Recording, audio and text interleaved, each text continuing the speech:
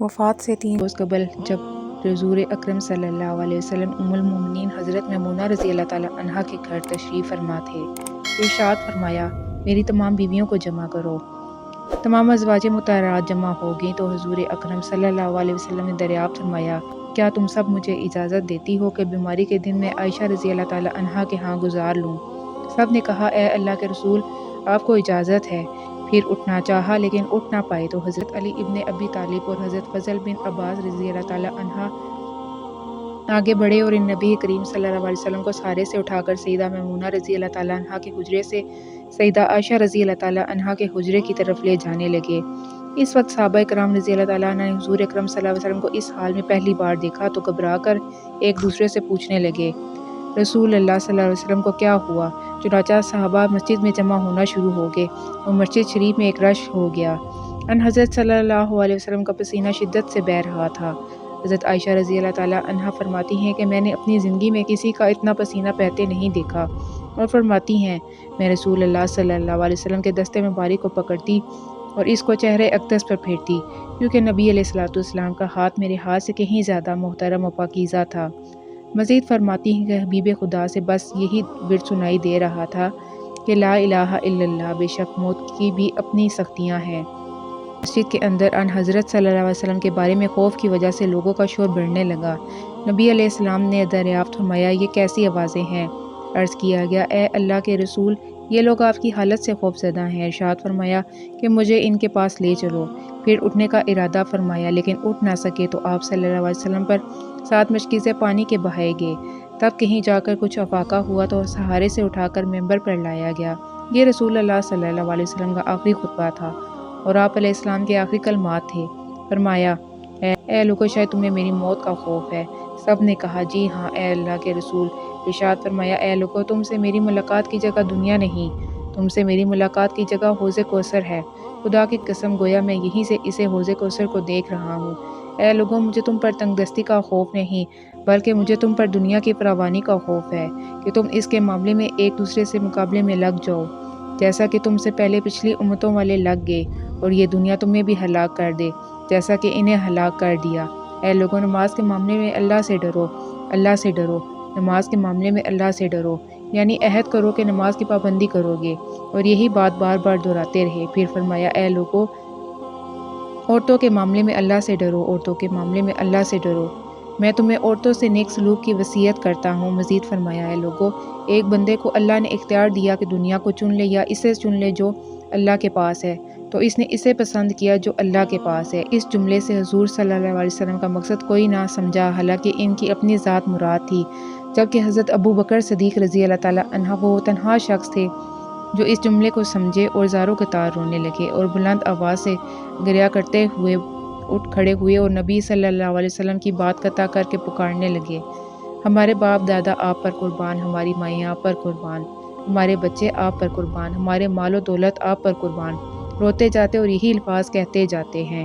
صحابہ کرام رضی اللہ تعالیٰ عنہ ناگواری سے حضرت ابو بکر صدیق رضی اللہ تعالیٰ عنہ کی طرف دیکھنے لگے کہ انہوں نے نبی علیہ السلام کی بات کیسے قطع کر دی۔ اس پر نبی صلی اللہ علیہ وسلم نے حضرت ابو بکر رضی اللہ تعالیٰ عنہ کا دفاع الفاظ میں فرمایا، اے لوگو، ابو بکر کو چھوڑ دو کہ تم میں سے ایسا کوئی نہیں جس نے ہمارے ساتھ کوئی بھلائی کی ہو اور ہم نے اس کا بدلہ نہ دیا ہو، سوائے ابو بکر کے۔ اس کا بدلہ میں نہیں دے سکا، اس کا بدلہ میں نے اللہ جل شانہ پر چھوڑ دیا۔ مسجد نبی میں کھلنے والے تمام دروازے بند کر دیے جائیں، سوائے ابو بکر کے دروازے کے جو کبھی بند نہ ہوگا۔ آخر میں اپنی وفات سے قبل مسلمانوں کے لیے آخری دعا کے طور پر ارشاد فرمایا، اللہ تمہیں ٹھکانہ دے، تمہاری حفاظت کرے، تمہاری مدد کرے، تمہاری تائید کرے۔ اور آخری بات جو ممبر سے اترنے سے پہلے امت کو مخاطب کر کے ارشاد فرمائی وہ یہ کہ اے لوگو، قیامت تک آنے والے میرے ہر ایک امتی کو میرا سلام پہنچا دینا۔ پھر ان حضرت صلی اللہ علیہ وسلم کو دوبارہ سہارے سے اٹھا کر گھر لے جایا گیا۔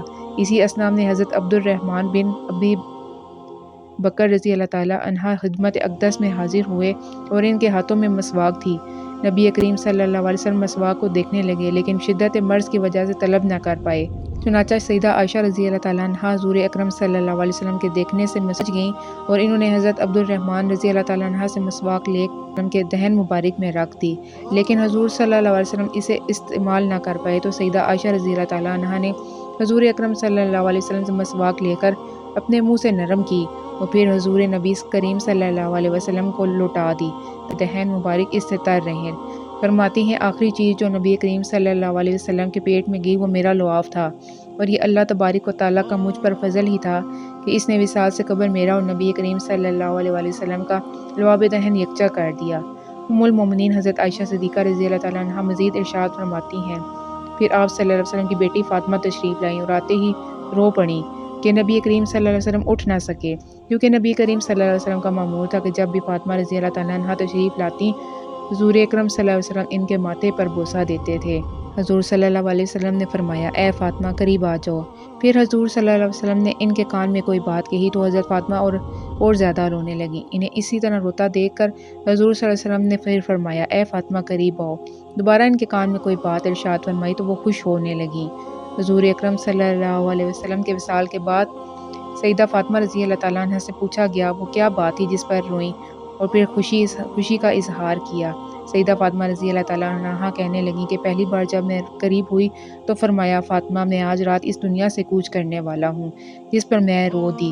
और जब इन्होंने मुझे बेतहाशा रोते देखा तो फरमाया कि फ़ातिमा मेरे अहले खाना में सबसे पहले तुम मुझसे आ मिलोगी, जिस पर मैं खुश हो गई।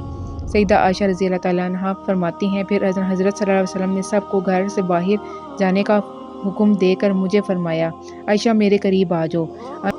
अन हज़रत सल्लल्लाहु अलैहि वसल्लम ने अपनी ज़ौजा मुतहरा के सीने पर टेक लगाई और हाथ आसमान की तरफ बुलंद करके फरमाने लगे, मुझे वो आला व उम्दा रफ़ाकत पसंद है। मैं अल्लाह की अनबिया, सदीक़ैन, शुहदा और सालिहीन की रफ़ाकत को इख्तियार करता हूँ। सदीक़ा आयशा रज़ी अल्लाह ताला अन्हा फरमाती हैं, मैं समझ गई कि इन्होंने आखिरत को चुन लिया है। जिब्रील अलैहिस्सलाम खिदमत अक़दस में हाजिर होकर गोया हुए, या रसूल अल्लाह, मलकुल मौत दरवाज़े पर खड़े शर्फ़ बारियाबी चाहते हैं। इससे पहले इन्होंने किसी से इजाज़त नहीं मांगी।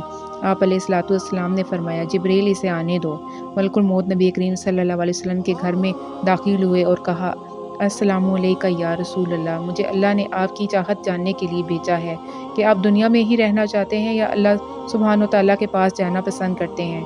फरमाया, मुझे आला व उम्दा रफ़ाकत पसंद है, मुझे आला व उम्दा रफ़ाकत पसंद है। मलकुल मौत अन हज़रत सल्लल्लाहु अलैहि वसल्लम के सराहने खड़े हुए और कहने लगे, ए पाकीज़ा रूह, ए मोहम्मद बिन अब्दुल्ला की रूह, अल्लाह की रज़ा और खुशनुदी की तरफ रवाना हो, राज़ी हो जाने वाले परवरदिगार की तरफ जो गज़बनाक नहीं। सईदा आयशा रज़ी अल्लाह ताला अन्हा फरमाती हैं, फिर नबी करीम सल्लल्लाहु अलैहि वसल्लम का हाथ नीचे आ रहा और सर मुबारक मेरे सीने पर भारी होने लगा। मैं समझ गई कि अन हज़रत सल्लल्लाहु अलैहि वसल्लम का विसाल हो गया। मुझे और तो कुछ समझ नहीं आया, सो मैंने अपने हुजरे से निकली और मस्जिद की तरफ का दरवाज़ा खोल दिया। रसूल अल्लाह का विसाल हो गया, रसूल अल्लाह का विसाल हो गया। मस्जिद आहों नालों से गूंजने लगी। इधर अली करीम वजल्ला खड़े हुए थे, वहीं बैठ गए, फिर हलने की ताकत ना रही। इधर उस्मान बिन अफ़्फ़ान रज़ी अल्लाह ताला अन्हा मासूम बच्चों की तरह हाथ मिलने लगे और सैयदना उमर रज़ी अल्लाह ताला अन्हा तलवार बुलंद करके कहने लगे, खबरदार जो किसी ने कहा रसूल अल्लाह सल्लल्लाहु अलैहि वसल्लम वफ़ात पा गए हैं, मैं ऐसे शख्स की गर्दन उड़ा दूंगा। मेरे आका तो अल्लाह ताला से मुलाकात करने गए हैं, जैसे मूसा अलैहिस्सलाम अपने रब से मुलाकात को गए थे। वो लौट आएंगे, बहुत जल्द लौट आएंगे। अब जो वफ़ात की खबर उड़ाएगा मैं इसे कत्ल कर डालूंगा। इस मौके पर सबसे ज़्यादा ज़ब्त और बर्दाश्त और सब्र करने वाली शख्सियत सैयदना अबू बकर सदीक़ रज़ी अल्लाह ताला अन्हा की थी। आप हुजरा नबी में दाखिल हुए, रहमत दो आलम सल्लल्लाहु अलैहि वसल्लम के सीना मुबारक पर सर रख कर रोए, कह रहे थे, हाय मेरे प्यारा दोस्त, हाय मेरा मुखलिस साथी, हाय मेरा महबूब। फिर अन हज़रत सल्लल्लाहु अलैहि वसल्लम के माथे पर पोसा दिया और कहा, या रसूल अल्लाह, आप पाकीज़ा जिए, पाकीज़ा ही दुनिया से रुखसत हो गए। सैयदना अबू बकर रज़ी अल्लाह ताला अन्हा बाहर आए और खुतबा दिया, जो शख्स मोहम्मद सल्लल्लाहु अलैहि वसल्लम की इबादत करता है सुन रखे, अन हज़रत सल्लल्लाहु अलैहि वसल्लम का विसाल हो गया, और जो अल्लाह की इबादत करता है वो जान ले कि अल्लाह ताला की ज़ात हमेशा ज़िंदगी वाली है, जिसे मौत नहीं। सैयदना उमर रज़ी अल्लाह ताला अन्हा के हाथ से तलवार गी गई। उमर रज़ी अल्लाह ताला अन्हा फरमाते हैं, फिर मैं कोई तन्हाई की जगह तलाश करने लगा जहाँ अकेला बैठ कर रहूँ। अन हज़रत सल्लल्लाहु अलैहि वसल्लम की तदफीन कर दी गई। सईदा फ़ातिमा रज़ी अल्लाह ताला अन्हा फरमाती हैं, तुमने कैसे गवारा कर लिया कि नबी करीम सल्लल्लाहु अलैहि वसल्लम के चेहरे अनवार पर मिट्टी डालो। फिर कहने लगी, हाय मेरे प्यारे बाबा जान, कि अपने रब के बुलावे पर चल दिए।